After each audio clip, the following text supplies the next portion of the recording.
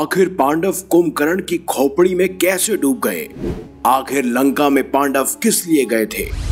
आप देख रहे हैं मिस्टीरियस हिंदू। तो चलिए अब करते हैं ज्ञान की बात। वीडियो में आगे बढ़ने से पहले हमारे चैनल को सब्सक्राइब अवश्य करें और बेल आइकन जरूर दबाएं। ये कथा द्वापर युग के अंतिम चरण की है, जब महाभारत का युद्ध होने वाला था। उस घड़ी में जब कौरव और पांडव अपनी अपनी सेनाओं को एकत्रित कर रहे थे। कौरव और पांडव दोनों पक्ष को सेनाओं की आवश्यकता थी, इसीलिए दोनों पक्ष अपने सगे संबंधियों या जानकार या मित्र राज्यों को युद्ध का आमंत्रण भेज रहे थे। तब पांडव अपनी माता कुंती के पास आए और चिंतित होते हुए कहने लगे, माता, हम युद्ध कैसे जीतेंगे? हमारे पास सेना बेहद ही कम है। दुर्योधन के पास 11 अक्षौहिणी सेना हो चुकी है, जबकि हमारे पास सिर्फ 7 अक्षौहिणी सेना है। अब आप ही हमारा मार्गदर्शन करें। कुंती पहले से ही जानती थी कि उत्तर पूर्व और साथ ही पश्चिम दिशा से पहले ही कई सारे राजाओं को युद्ध का निमंत्रण भेजा जा चुका है। ऐसे में माता कुंती ने अपने 5 पुत्र पांडवों को दक्षिण दिशा की ओर जाने के लिए कहा, जहां पर मौजूद थी लंका। 5 पांडव माता कुंती से आज्ञा लेकर युद्ध का निमंत्रण देने के लिए लंका चले गए। रास्ते में वह रामेश्वर पहुंचे, जहां उन्होंने भगवान शिव के दर्शन किए। बाद में वह लंका के लिए आगे बढ़े, लेकिन राम सेतु टूटा हुआ था, इसीलिए लंका जाने के लिए उस क्षेत्र के लोग सेतु की मरम्मत किया करते थे और आर्यवर्त से लंका में व्यापार किया करते थे।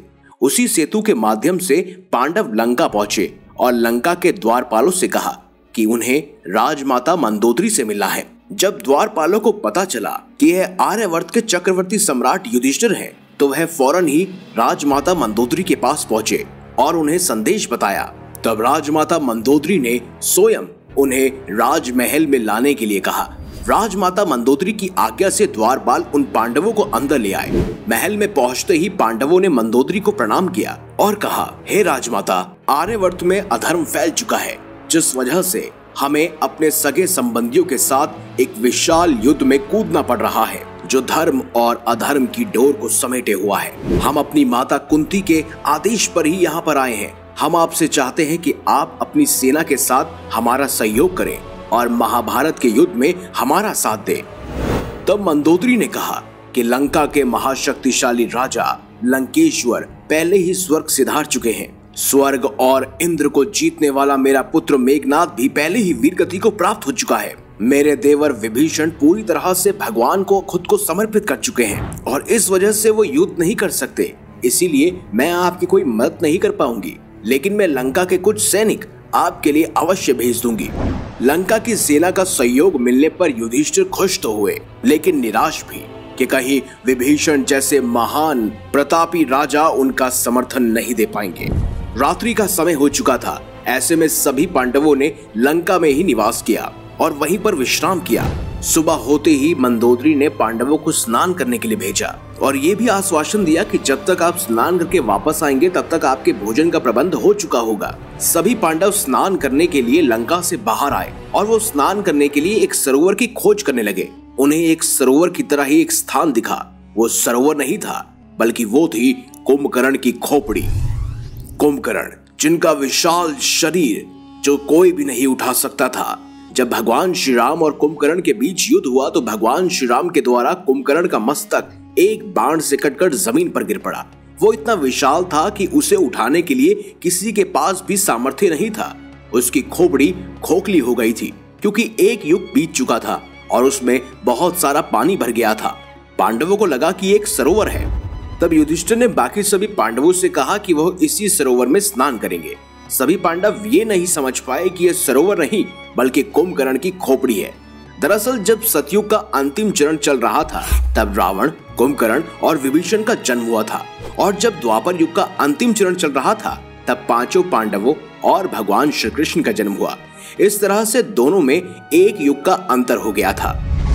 दरअसल सतयुग में एक आदमी की लंबाई अपने हाथ से 22 हाथ लंबी होती थी, वहीं त्रेता युग में एक आदमी की लंबाई 14 हाथ से ज्यादा होती थी और द्वापर युग में अपने हाथ से 7 हाथ की लंबाई होती थी। वहीं कलयुग में आज के समय में एक आदमी की लंबाई उसके हाथ से 3.5 हाथ ज्यादा होती है।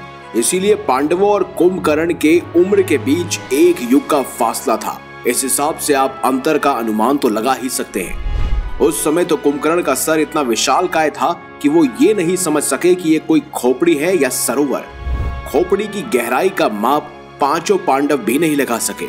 धर्मराज युधिष्ठिर बिना कुछ सोचे अपने पांचों भाइयों के साथ उस सरोवर में उतर गए और उस खोपड़ी में उतरते ही वो सब डूबने लगे।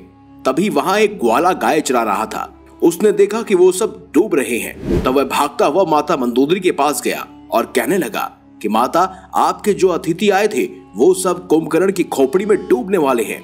ये सुनते ही मंदोदरी चिंता में पड़ गई और पांचों पांडवों को डूबने से बचाने के लिए उनके पास चली गई। जैसे ही मंदोदरी खोपड़ी के पास गई तो उन्होंने उस खोपड़ी को अपने हाथ से सिरकाया।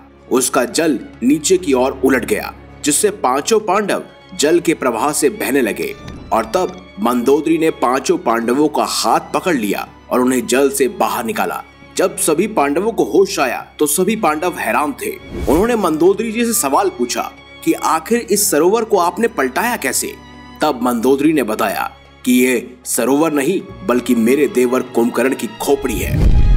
मंदोदरी ने उनसे हंसते हुए उनका मजाक भी उड़ाया कि तुम आज के युग के बालक हो, तुम क्या युद्ध करोगे? तुम तो मेरे पति के उंगली के बराबर भी नहीं हो और मेरे देवर कुंभकर्ण की पांचों उंगलियां तुम पांचों के बराबर थी। ऐसी बात सुनकर पांचों पांडव हैरान थे। भीम, जिसके बारे में सुनते ही पूरी दुनिया थर-थर कांपने लगती थी। अर्जुन गांडीवधारी, जिसके गांडीव की टंकार को सुनकर ही लोग भयभीत हो जाते थे। उस कुंभकर्ण की खोपड़ी में वो पांचों पांडव डूबने वाले थे। ये सब सुनते ही जैसे पांचों पांडवों के होश ठिकाने में आ गए हों। मंदोदरी ने अपने पूरे परिवार की कथा भी सुनाई कि किस तरह उनके पति लंकेश्वर के नाम से पूरी दुनिया थर-थर कांपने लगती थी। अगर आज वो जीवित होते और धर्म की राह पर चलते तो वह सचमुच एक महान योद्धा बनते, लेकिन उन्होंने अधर्म का साथ दिया। भगवान श्री राम के हाथों वह मारे गए।